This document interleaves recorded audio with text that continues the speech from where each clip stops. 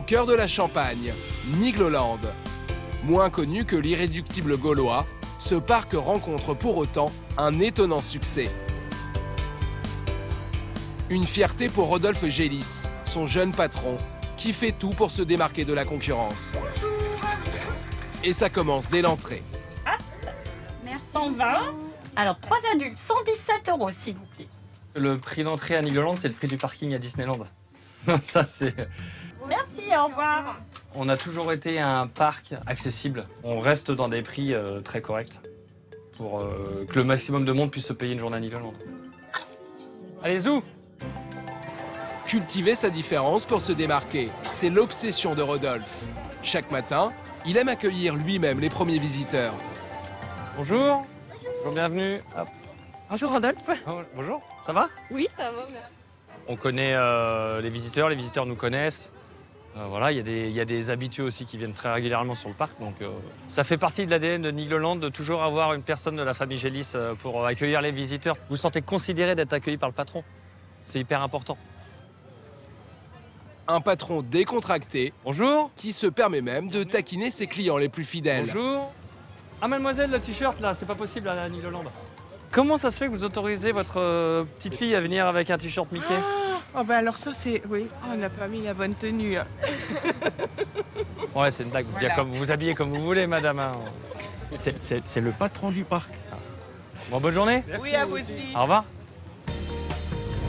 Nigloland, un parc familial, niché au cœur d'une forêt. Ici, on ne joue pas à la surenchère en achetant des grands 8 à coups de millions. Si on trouve quelques manèges à sensation, comme ce roller coaster, ou encore le donjon de l'extrême, une immense tour de chute libre, on veut avant tout faire plaisir aux enfants.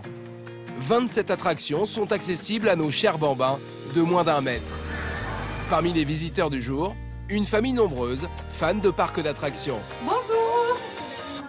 J'aimerais 2 entrées pour la journée adulte et puis je pense 3 enfants et le petit paye pas. Cannelle la maman, Mickaël le papa, Zia 11 ans, Mio 8 ans, Opal 4 ans, Leaf 2 ans. Ils ont déjà visité les plus grands parcs d'Europe.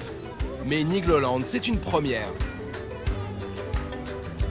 Et pour contenter tout le monde, cette famille nombreuse s'organise. C'est chacun son tour et puis après on fait des groupes selon qui veut plus ou moins d'action ou pas. Moi, je veux beaucoup d'action. Voilà. Moyen. Direction le bateau pirate, pour un tour avec papa,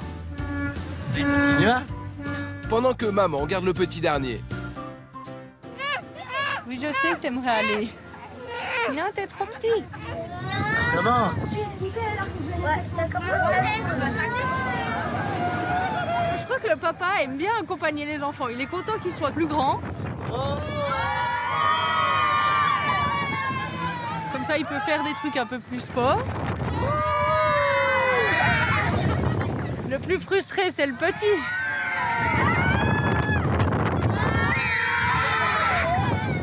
Si le plus petit ne peut pas participer à tous les manèges, les plus grands vont pouvoir s'en donner à cœur joie. Car ici, du fait de la plus faible fréquentation, les temps d'attente aux attractions sont beaucoup moins longs que dans les autres parcs. Oui, on arrive à prendre plus. Ils vont donc pouvoir enchaîner les manèges. Train de la mine, rivière canadienne,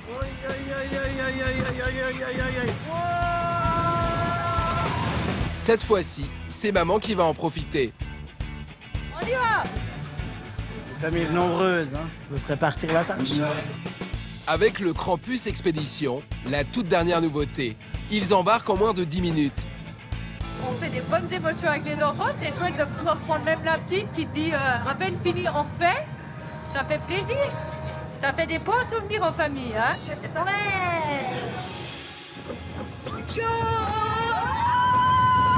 Le Krampus Expédition, c'est un grand 8 unique en France, qui a une particularité, celle de se terminer dans l'eau.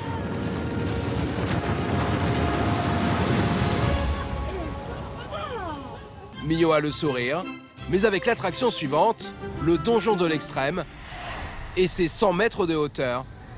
Ça fait trop peur. Il va quelque peu déchanter.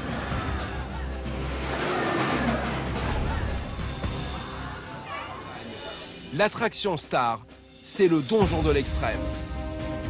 Les passagers sont hissés en haut de cette tour à 100 mètres de hauteur, puis lâchés. Une chute libre à 115 km/h. Émotion garantie.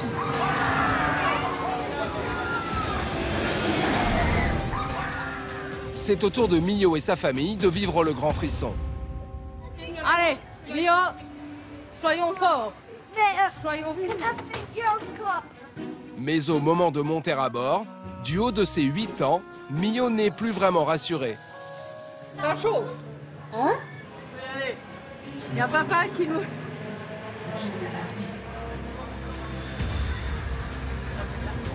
Et une fois harnaché, le petit se sent un peu moins grand. Non. Je veux plus. Allez, Mio, c'est comme un ascenseur. Ça dure même pas une seconde. On est prêt? J'aurais pas. Mais non. Allez, Mio. Adios, amigos. Wouhou! Il ne faut que quelques secondes pour arriver au sommet de la tour. Mio n'emmène pas large. Respire un coup. Tu cries un bon coup, puis c'est fini. 1, 2, 3. Non.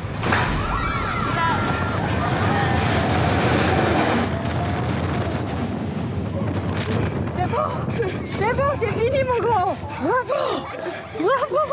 Bravo, mon gars. Elle est longue, la chute, hein. C'était comment? Trop cool. 5 minutes plus tard, Mio a retrouvé le sourire. C'est le grand mystère de ces manèges à sensations. Une fois les pieds sur terre, on en redemande. Mais pour garder de ces grandes attractions un souvenir inoubliable, des spécialistes de la sécurité s'activent en coulisses. Avant l'arrivée du public, il y en a un qui se hisse chaque matin en haut de la tour en toute décontraction. C'est vrai que celle-ci, c'est quand même quelque chose. Le donjon, 100 mètres, ouais, c'est une belle attraction. Fabien est technicien de maintenance. Il inspecte chaque matin cette tour infernale. Je vais regarder les fixations. Je vérifie en fait que l'état est propre, s'il n'y a rien de piqué. Là, tu es vraiment en chute libre jusqu'à 35 mètres à peu près. Et après, tu viens faire attaquer un gros freinage. Pour arrêter la nacelle et ses 24 passagers après 35 mètres de chute libre, la tour est équipée d'un système de freinage par force magnétique. En fait, les freins, c'est ces lames-là, c'est les lames blanches. Voilà. Comme des gros aimants pour ralentir la descente de la nacelle. L'idée, c'est de faire un gros freinage dès le début, après ralentir et puis vraiment arriver tout doux en bas. Donc il faut contrôler que tout est opérationnel, quoi. Aucun souci particulier à signaler pour Fabien. Mais ce matin, une autre attraction fait des siennes et ne veut plus démarrer. On a un dysfonctionnement sur le moteur, ouais. Et on n'a plus moyen de le faire avancer. Donc... D'accord. Et le dragon est malade. Il a un petit peu de mal à voler, donc du coup on va l'opérer. Donc là on va se dépêcher de le ramener aux ateliers. Pour déplacer la nacelle, Pierre a réquisitionné un transpalette. Mais faire voler un dragon, même à Nigloland, ce n'est pas une mince affaire. L'opération est périlleuse. En haut, des branches d'arbres bloquent en partie le passage. On a un arbre qui est juste au-dessus, donc il faut faire attention, il ne faut pas endommager le matériel, quoi. Il faut s'adapter à la nature. En bas, les poutres en bois du pont pourraient endommager le dragon. Pierre doit piloter la grue avec précision. Un trou ou une fissure dans la nacelle immobiliserait la bête pendant plusieurs mois. Quelques minutes plus tard, fin de la partie. Le dragon est vaincu, prêt à être réparé. Et ben donc là, on va le ramener au service vétérinaire pour lui prodiguer les premiers soins. Arrivé à l'atelier, pas de temps à perdre. Pierre examine les entrailles de l'animal et son diagnostic est sans appel. Première vue, c'est le moteur qui semble fatigué. Enfin, quand on dit moteur, c'est plutôt le cœur du dragon. Après quelques minutes d'examen, Pierre doit se rendre à l'évidence. On va le remplacer par un moteur neuf. Il va lui falloir au moins 24 heures pour réparer le dragon. Une attraction hors service, c'est la bête noire de Rodolphe, le directeur du parc. Salut Pierre. Ça va la forme? Rodolphe, Ouais. toi? Alors qu'est-ce qu'il a ce dragon là? Donc l'opération vétérinaire, et on s'en occupe. Faut vite le soigner et le remettre sur rail parce que quand il nous manque des véhicules sur les attractions, c'est de la capacité en moins, c'est donc des temps d'attente supplémentaires. Et ça, c'est interdit à Nigloland. À Nigloland, on n'a pas autant misé sur les jeux d'eau. Il faut dire qu'avec sa rivière et ses 40 hectares de forêt, ce site ombragé préserve de la chaleur. Un espace naturel que Rodolphe, le patron, tient à valoriser. Ce jour-là, il reçoit une drôle de livraison. Bonjour Martine. Hop, ils sont nombreux aujourd'hui là. J'apporte aujourd'hui 5 hérissons que nous avons reçus au centre de soins. Ok. Alors, Martine préside une association de protection de la faune sauvage. Elle recueille notamment des hérissons blessés, qu'elle soigne et qu'elle réintroduit dans la nature une fois guéris. la maman certainement écrasée ou passée par malheureusement sous une tondeuse. Donc voilà, ce sont des petits orphelins que nous on a gérés. On les a nourris toutes les 2 heures pendant 15 jours, 3 semaines, jusqu'à leur état ado précisément. Mais ils sont ados là. Ah, ils sont ados là? Là ils sont ados. Hop. Cela fait quelques années que le parc accueille les hérissons de Martine. Ils ont même leur petite maison, rien qu'à eux. Ils vont être bien là, parce qu'ils sont au frais, petits sous-bois, il y a la rivière juste à côté. Il y a la rivière juste à côté, ils vont pouvoir... Un hérisson nage super bien. Nigloland, ça veut dire pays du hérisson en langage des gens du voyage. Donc ici, on est dans le pays des hérissons, donc ça faisait sens pour nous d'en avoir dans notre forêt. Ce nom de Nigloland est un clin d'œil aux origines foraines de Rodolphe. Pendant plus de 200 ans, ses ancêtres ont arpenté les routes avec leur manège. Mais à la fin des années 80... Salut petit père. Salut. Tu piques toi hein? Son père Philippe décide de changer de vie et de réaliser son rêve. Ouvrir un parc d'attractions, l'un des premiers de France qu'il nomme Nigloland. Encore aujourd'hui, c'est dans la roulotte du grand-père que Philippe, le fondateur, retrouve fréquemment sa fille Lara et son fils Rodolphe, le nouveau directeur. Oh, ils sont beaux, mes petits. Vous étiez gentils à l'époque. Et c'est pour ça que t'aimes les manèges, en fait, c'est un peu de ma faute. Hein, ou alors c'était volontaire. Hein. C'était bien parce qu'on vivait dans une petite caravane d'environ 14 mètres carrés, 7 mètres sur 2. C'était la salle à manger, la salle de réception, la chambre de Rodolphe, toutes nées dans 4 mètres carrés. Alors maintenant, on a évolué, on a des maisons, c'est un petit peu plus grand. Et on a mis quand même 15 ou 20 ans à s'adapter à une vie complètement sédentaire. Mais aujourd'hui, nous sommes vraiment bien intégrés. Si aujourd'hui Rodolphe a pris la relève, les grandes décisions se prennent toujours en famille. Et cela va encore être le cas dans quelques jours. Déjeuner. Les visiteurs se pressent devant cette cabane. La spécialité ici, c'est la poêlée du bûcheron. Du porc émincé et des champignons mijotés dans une sauce barbecue. Autre ambiance, le chalet savoyard, où l'on sert de la raclette bien sûr. Le parc propose aussi d'étonnantes expériences, comme manger dans ces immenses tonneaux. Au total, 8 restaurants, que Rodolphe, le patron, surveille comme le lait sur le feu. Ce jour-là, il veut lancer un nouveau produit. Et comme toujours ici, les décisions se prennent en famille.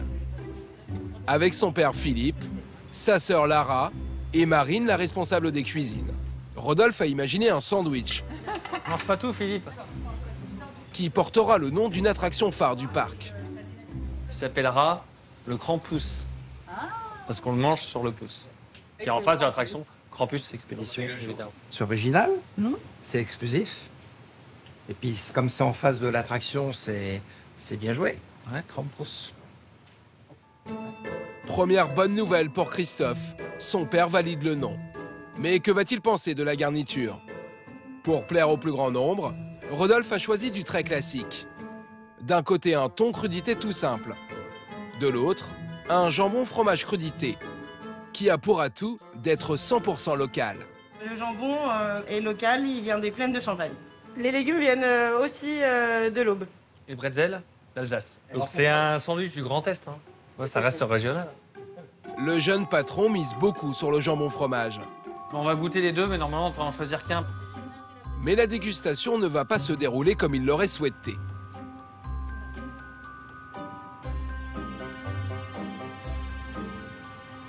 Moi, j'ai une préférence pour le thon. Je trouve qu'au thon, il a plus de goût. Puis le jambon, on a déjà le jambon beurre. À la taverne, on a aussi le vrai jambon, voilà, jambon accompagné de frites ou salade. Donc ça fait déjà 2 formules, tu vois, jambon. Donc là, on peut proposer quelque chose d'autre. Pour Rodolphe, c'est la douche froide. Son sandwich local n'a pas les faveurs du reste de la famille. Avec le thon, ça ressemble à un pain bagnat façon Grand Est. Ça peut être très populaire aussi. Un bagnat façon Grand Est. C'est bien vendu. Rodolphe rit jaune. Alors, comme à chaque désaccord, c'est le public qui tranche.